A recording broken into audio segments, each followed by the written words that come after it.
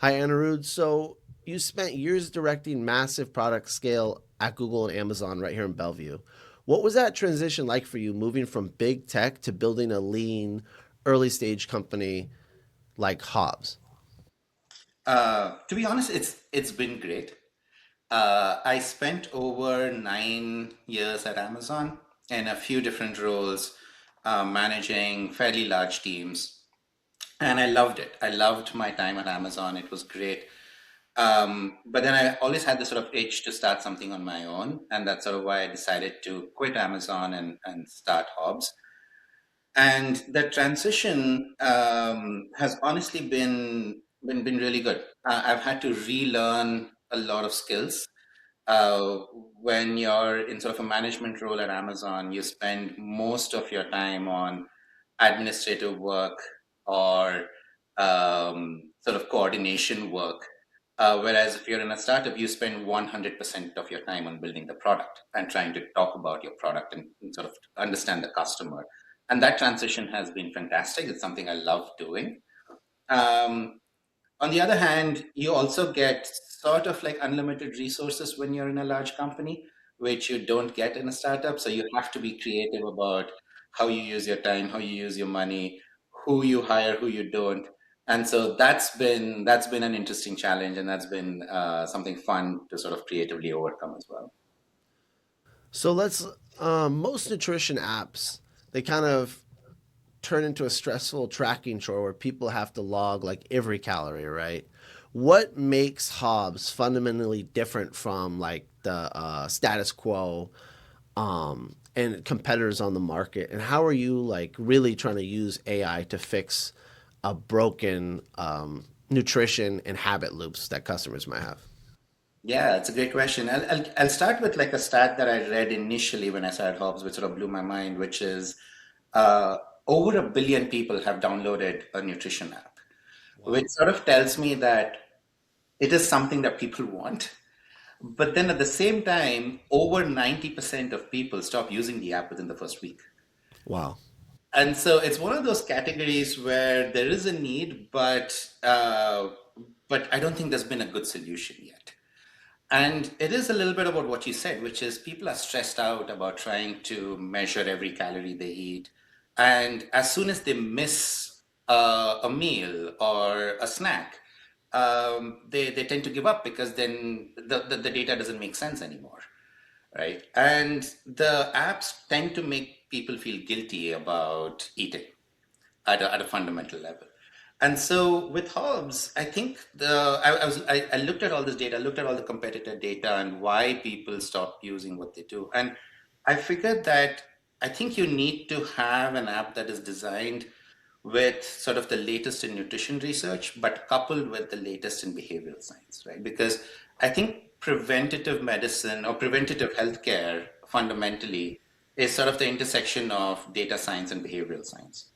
And so with Hobbes, the focus is less on how many calories are you eating every day, but more on helping you build healthy eating habits.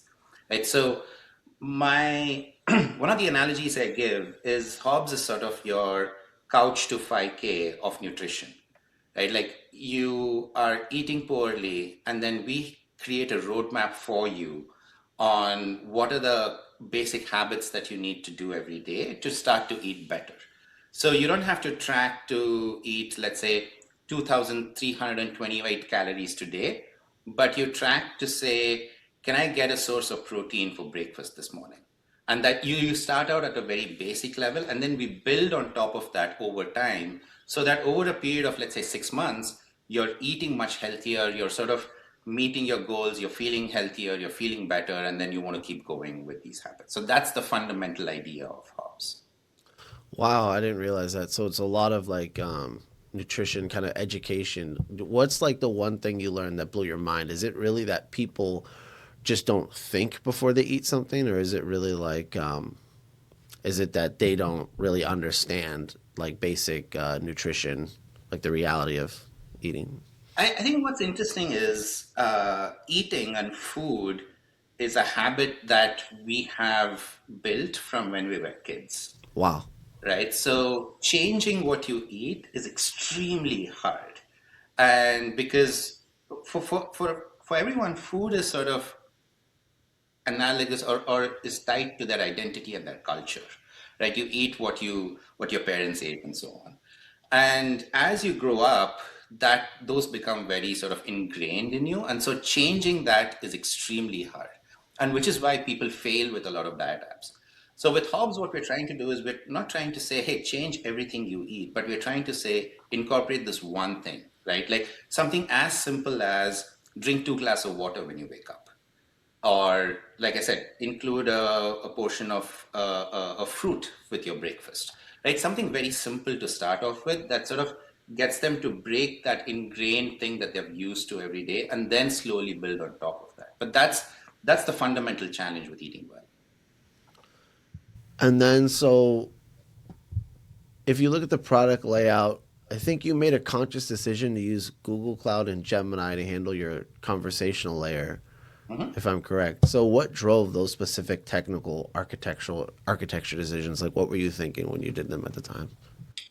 It was a combination of me testing out all sort of the AIs in the market, and a consideration of cost as a small startup, right? So with Google Cloud, Google was generous enough to give me a whole bunch of credits to use.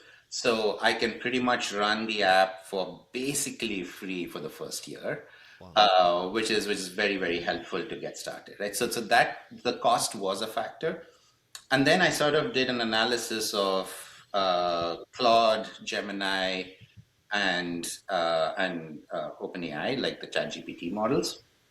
And the other factor that struck me was the latency and availability. And what I found with a model like Claude is, even though I could use AWS, there were times when would go down, or there were times when it was not responsive, or there were times when it was slow. And I almost never had that problem with Gemini.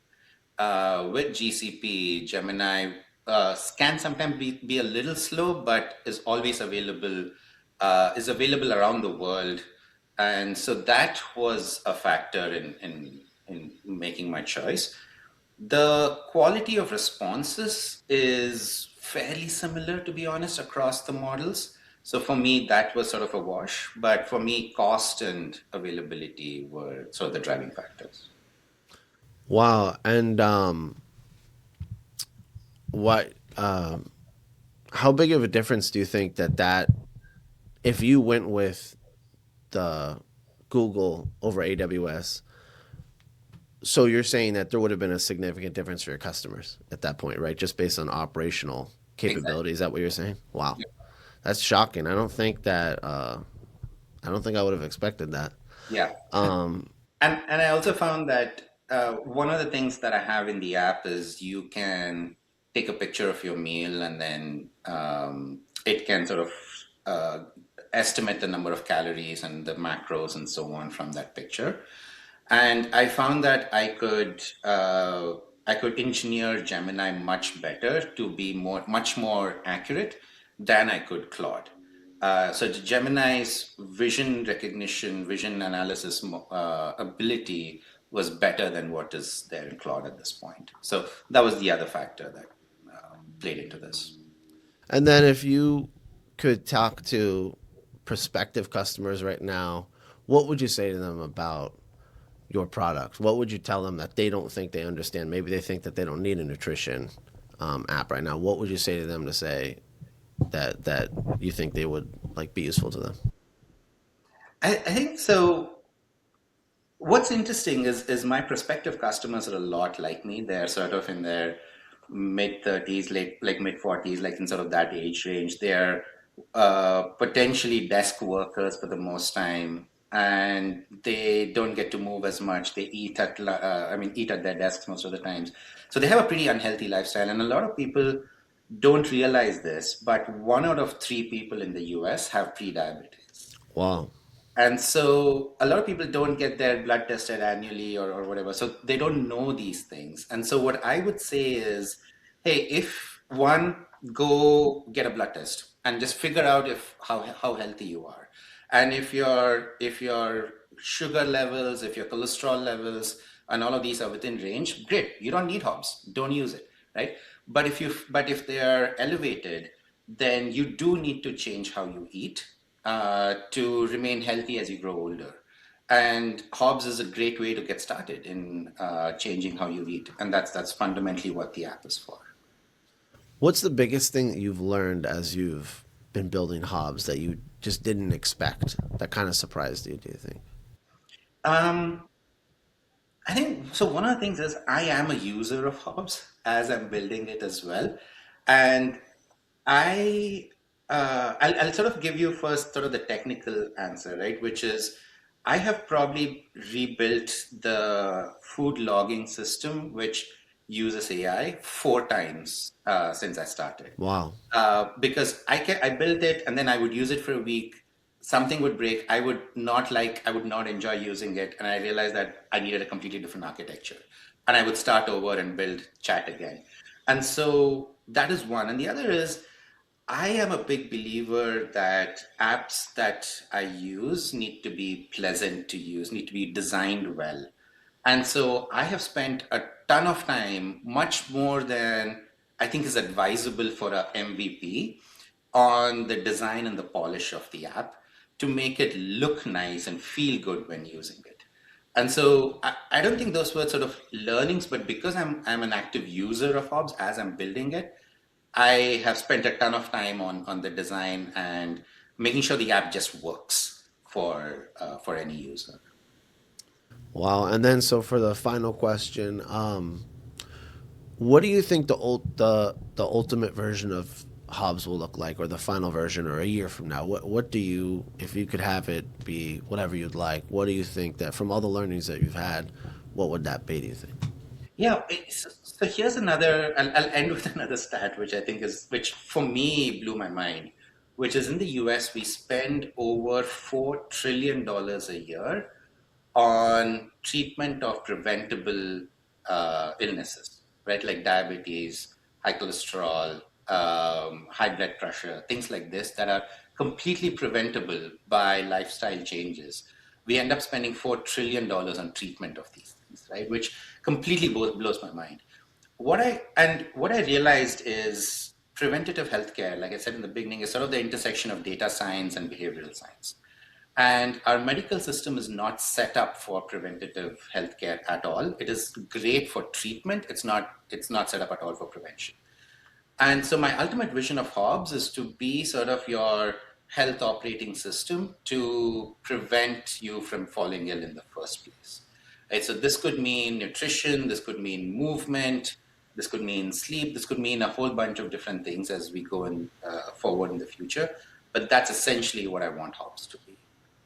And then one more thing. Now you've piqued my curiosity. So I think that one thing I've learned from talking to you is that there are a lot of people who think they don't need Hobbs that might otherwise.